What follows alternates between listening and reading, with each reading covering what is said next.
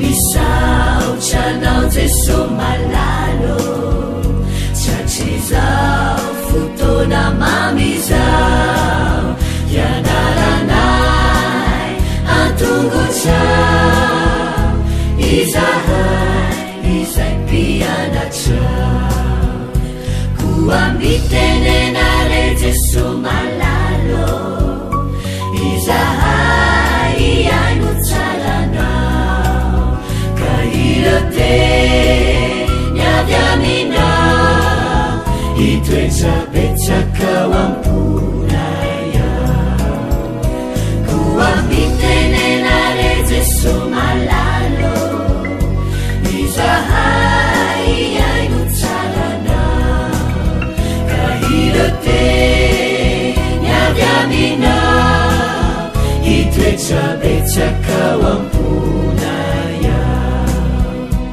iroteny avy aminao itoetrabetsakao amponaya.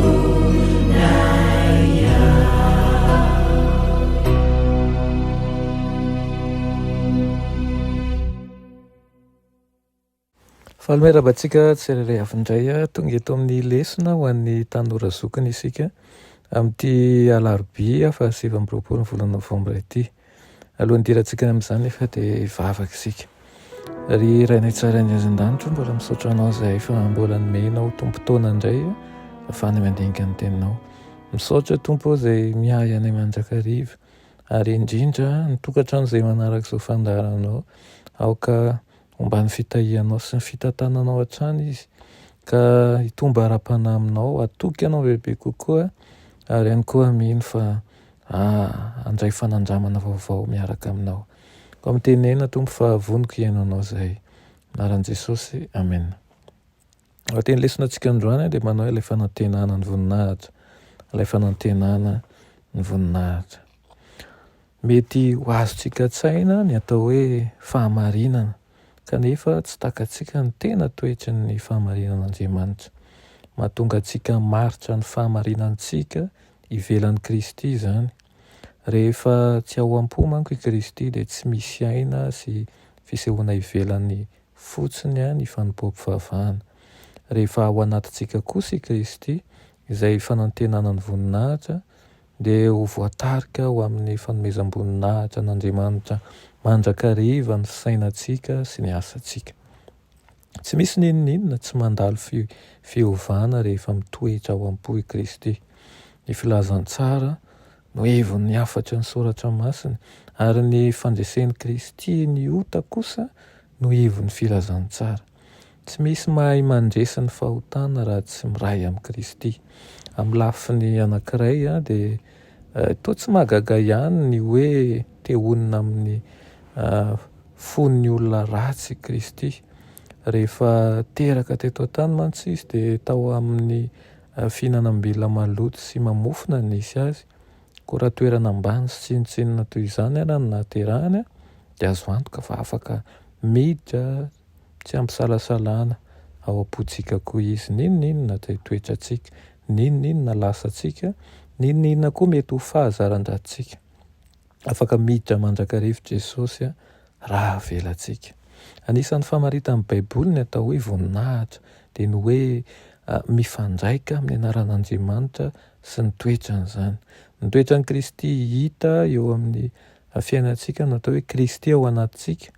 Tsy tsangakevitra fotsiny izany izy io fa manjary fiainana sy azo tsapain-tanana izany rehefa ampiaritsika eo amin'ny fihetsikintsika sy ny asantsika ary ny fisainantsika lalina indrindra ny fotom-pinoana izay tanantsika.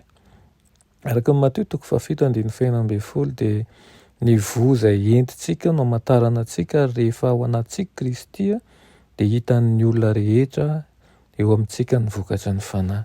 Izany asa lehibe rehetra tanteran'i Kristy ao anatintsika izany dia porofon'ny fitiavan'Andriamanitra izay tsy takatry ny saina sy ny fiahinantsika tokoa.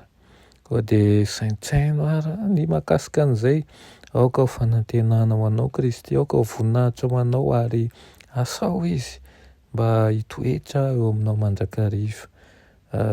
zaza misalasala miantso azy a fa de vonina ao amintsika izy am'izao toetratsika zao, am'izao lasatsika zao, am'izao fahazaran-dratsika zao. Aza mieritreritra hoe mila miova aloha ahako zay vao mandray amin'ny Kristy, fa mandraisa amin'ny Kristy mba hahafahanao miova. Vavaka raha ny masina tsara ny herinandro mbola misaotra anao ny amin'izany lesona nomenao anay anio zany. Misaotra tsy mba manao sopotanana anay, fa ianao kosa de manaiky ny andray anay amin'izao fahalotonay izao. Ianao tokoa manko vonina anadio anay. Inty izahay raha io ary mitoera ao anatinay. Aoka ianao no loharan'ny fiainanay, aoka ny zavatra rehetra ao anatinay izay tsy tomombana ho amboarinao vaovao indray, ka hanana foalonaka izay feno fitiavana, hanana fisainana izay mifantoka aminao sy mifantoka amin'ny lanitra, ary hanana tanjona mihoatra lavitra noho ny amin'izao fiainana izao. Amin'ny anaran'i Jesosy, amen.